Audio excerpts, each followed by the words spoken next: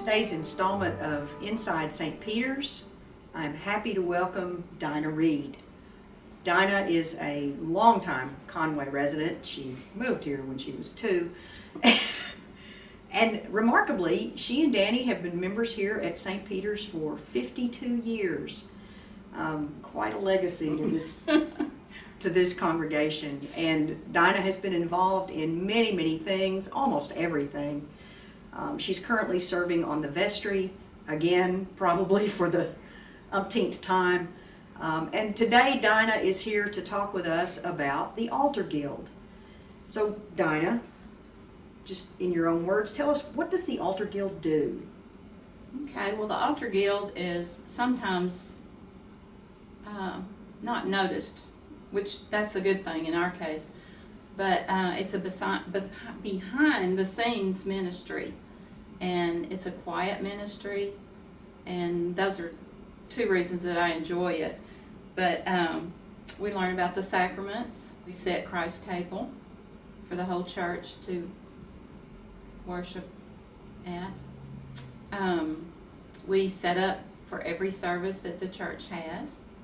And that includes like weddings and funerals and special things. And those give a new meaning to Altar Guild when there's a wedding or a funeral. But it's a ministry that I've enjoyed for, oh gosh, probably almost that whole 52 years.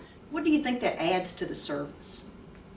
Well, some services I don't think we could have without the Altar Guild.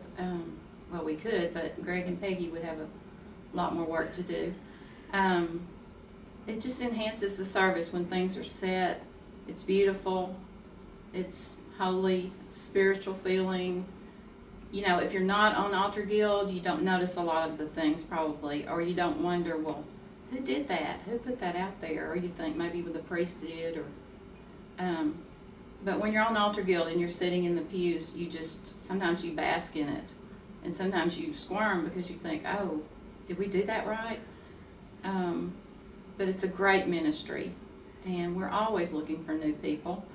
How's it organized? It's organized in teams. We have 4 teams, so you would serve with your team about 3 times a year, and then at some special services.